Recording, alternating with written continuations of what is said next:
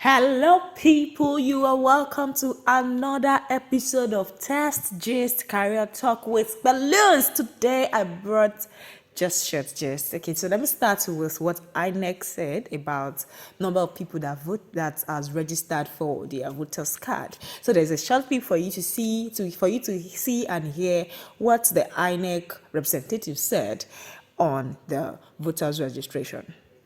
Election in Nigeria is huge. We have 20 million more registered voters than the other 14 countries in West Africa put together.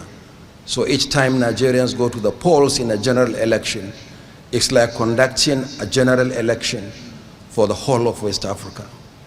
It also involves a projected voter population of about 95 million for the 2023 general election, with about 7 months to the next general election. There is time for proactive measures to ensure that the entire country is secure for election to hold nationwide.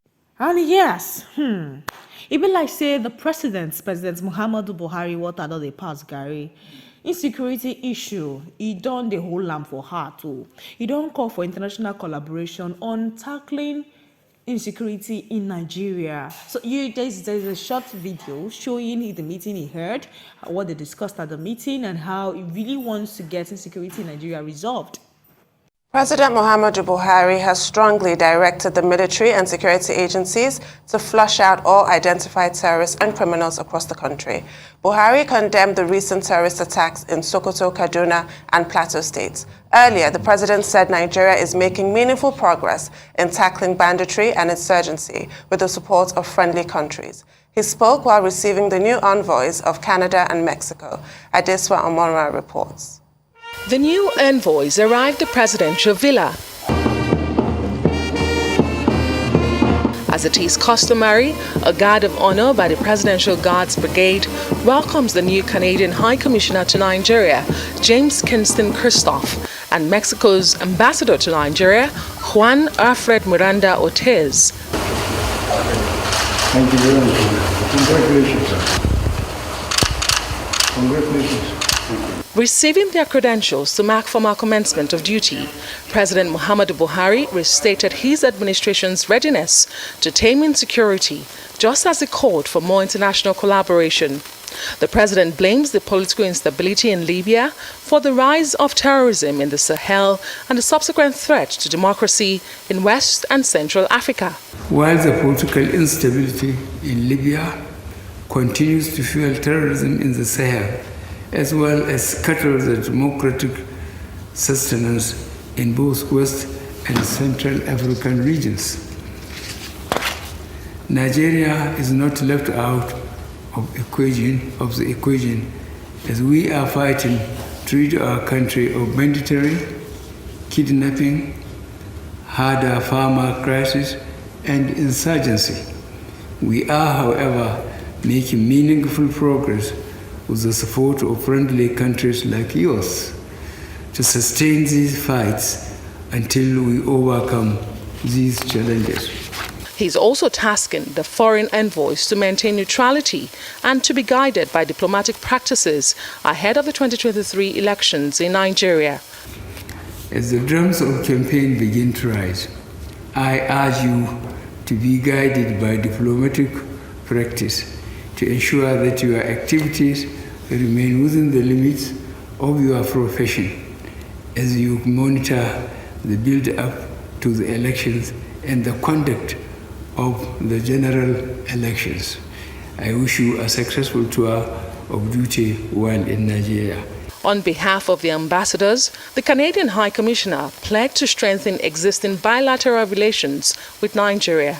Mr. President, we look forward to working with your ministers and officials and a wide range of stakeholders from across Nigeria to build the relationships that will underpin progress in areas of mutual interest.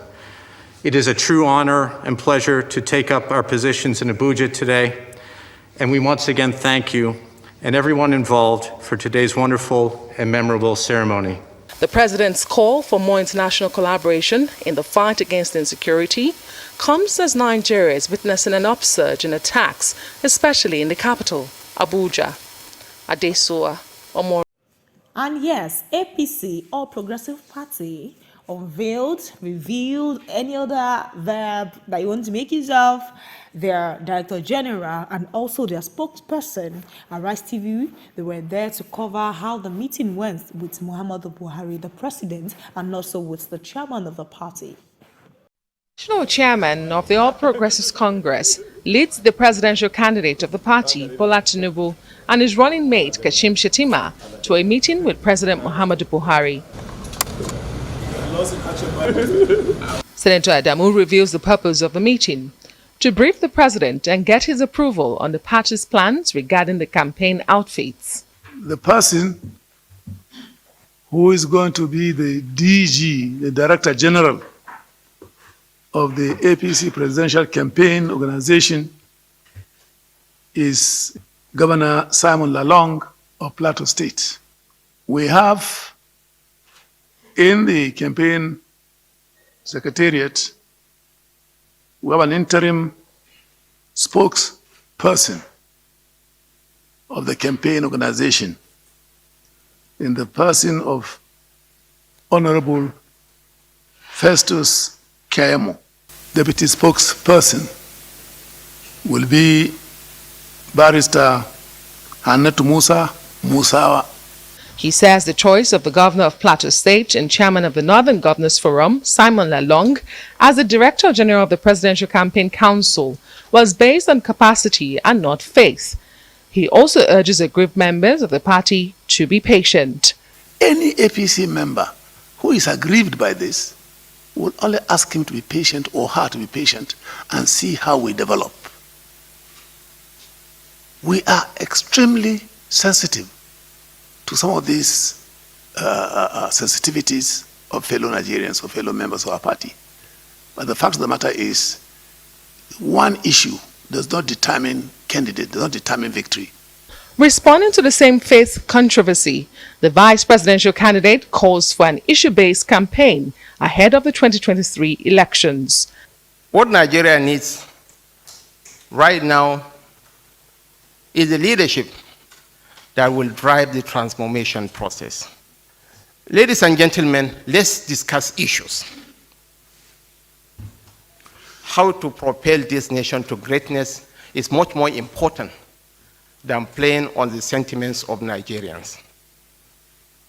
Poverty knows no religion or ethnicity.